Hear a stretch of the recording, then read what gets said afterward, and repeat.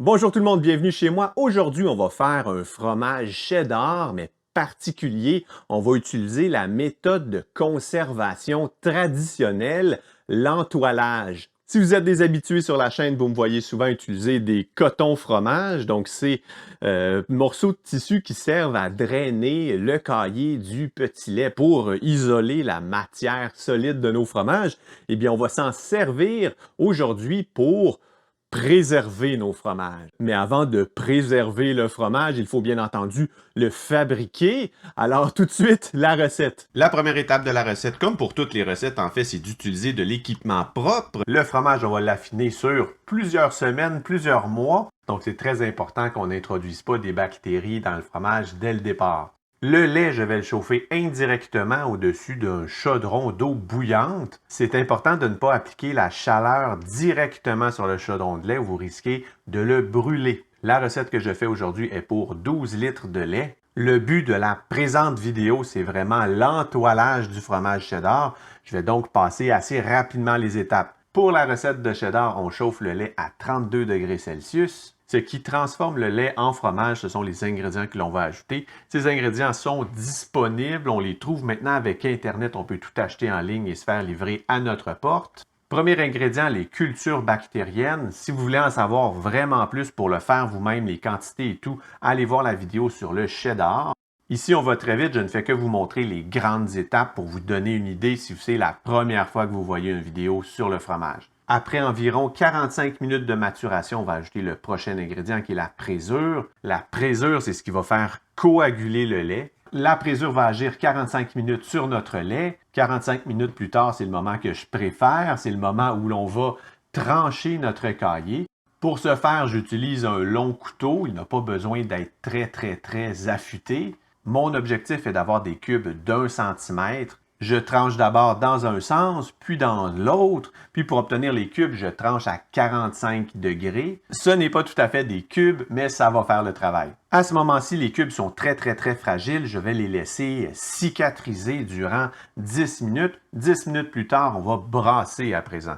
Je brasse d'abord 15 minutes à 32 degrés Celsius, puis je replace sur le chaudron d'eau bouillante. Chauffage indirect, comme j'ai dit plus tôt. Puis, je vais graduellement monter la température à 38 degrés Celsius durant 30 minutes. 30 minutes plus tard, 38 degrés Celsius atteint, je retire le chaudron du feu et je vais le laisser sédimenter durant 10 minutes. Prochain étage, le drainage. On veut un fromage, pas une sorte de soupe aux petits grumeaux de lait. Le drainage se fait assez facilement à l'aide d'une passoire recouverte d'un coton fromage. Et je débute ici l'étape de la cheddarisation. C'est ce qui donne le nom au fromage cheddar. La cheddarisation, c'est très simple à faire, mais un peu long à expliquer. Allez voir l'autre vidéo pour plus de détails. Après la cheddarisation, je vais déchiqueter mon fromage, mon bloc de fromage en petits morceaux qui vont, eux, pouvoir être ensuite pressés dans la meule de fromage que l'on souhaite obtenir. Je déchiquette et je pèse le tout pour connaître la quantité de sel à ajouter au fromage. On vise l'ajout de 2% du poids du fromage en sel. Le tout est transféré dans un moule recouvert d'un coton fromage. Le moule avec le fromage direction la presse. La presse que vous voyez ici est un petit peu plus haute technologie, si l'on veut, que la presse que j'utilisais auparavant.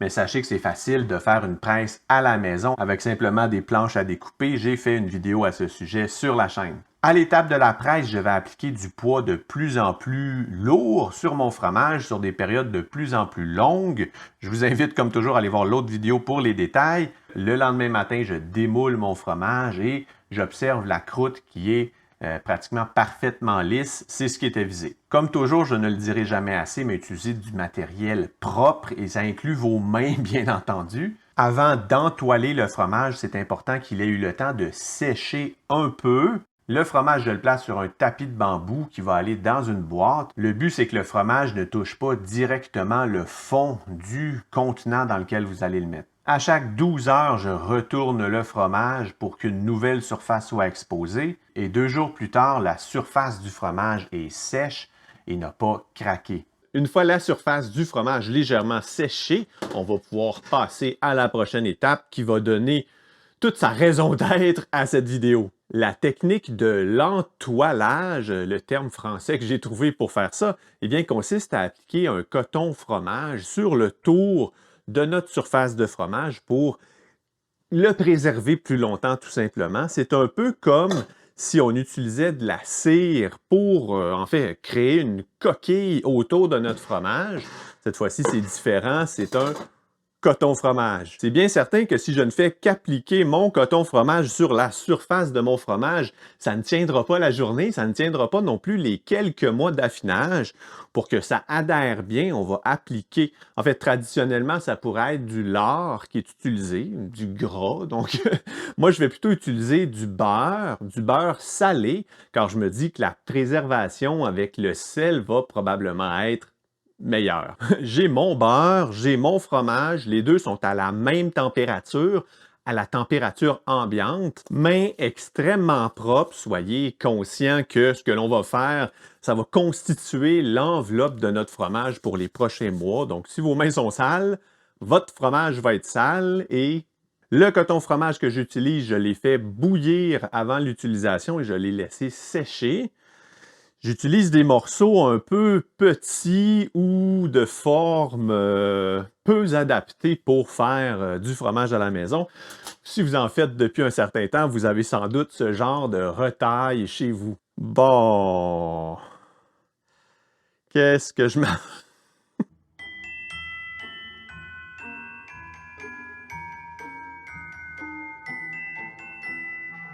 La chaleur de nos mains aide au beurre à se ramollir et à être plus facilement appliqué sur la surface. On commence par faire une surface, puis on va faire la prochaine, celle du bas, puis à la fin, on va faire le tour. Il y a des jours comme ça où on se lève le matin, puis en cours de journée, on se dit « Ouf, je pensais pas faire ça aujourd'hui, moi. » Le coton fromage, on va le découper de sorte à ce qu'il dépasse d'environ 2-3 cm de chaque côté. Excellent, et puis j'avais cette longue pièce qui va me permettre de faire le tour.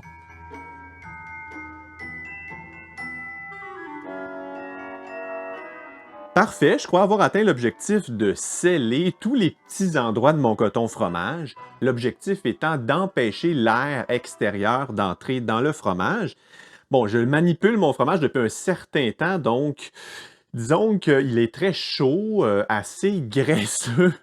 Le retour au réfrigérateur va aider à solidifier un peu le tout, puis aider la suite des choses. L'affinage de ce fromage va se faire dans un réfrigérateur entre 10 et 12 degrés Celsius. Je vais placer le tout dans une boîte de maturation,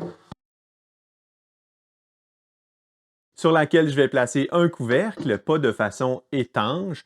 Je veux qu'il y ait un peu de circulation d'air qui se fasse tout de même. Au cours de la première semaine, je vais tourner le fromage à chaque jour ou deux. Ensuite, je vais pouvoir espacer les retournements à chaque semaine environ. Restez avec moi pour la suite car je vais publier une vidéo dans laquelle je vais montrer l'évolution au fil des semaines de ce fromage extrêmement beurré et je vais aussi en faire la dégustation. Si comme moi faire du fromage à la maison vous intéresse, je vous mets deux vidéos juste ici. Cliquez, on se retrouve de l'autre côté. Je suis certain que vous allez apprendre quelque chose de nouveau. D'ici là, prenez soin de vous tout le monde. À la prochaine. Bye bye.